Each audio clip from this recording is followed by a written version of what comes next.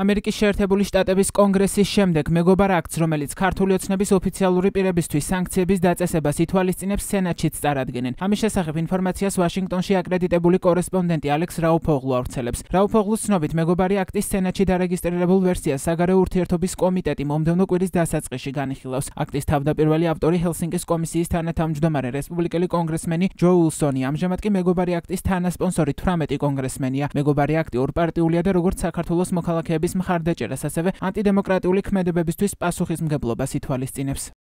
მეგობარი აქტი ჯო უილსონმა კონგრესის საგარეო ურთიერთობათა კომიტეტში გასულ წელს რუსული კანონის მიღებისა და ენტონი ბლინკენის მიერ ამერიკა-საქართველოს ურთიერთობების ყოვლის მომცველი გადახედვის დაწყების პარალელურად წარადგინა. ის კონგრესში 2025 წლის იანვარშიც წარადგინეს. ხელახლა წარდგენილი აქტი ისევ მოითხოვს ქართული ოცნების სამართალდამცავი და უსაფრთხოების სამსახურების თანამშრომლებისთვის შეზღუდვების დაწესებას და კვლავ ითვალისწინებს ოცნების მაღალჩინოსნების ოჯახის წევრებისთვის სანქციების დაწესებას. მეგობარი აქტი მოუწოდებს ქართული ოცნების მთავრობას გაათავისუფლოს პოლიტიკური ნიშნით დაკავებული ყველა პირი და მოხსნას მათ წინააღმდეგ წაყენებული ყველა ბრალდება. ასევე მოუწოდებს, რომ საფუძვლიანად მოხდეს გამოძიება ყველა ბრალდების, რომელიც წარმოიშვა 2024 წლის საპარლამენტო არჩევნებთან დაკავშირებით.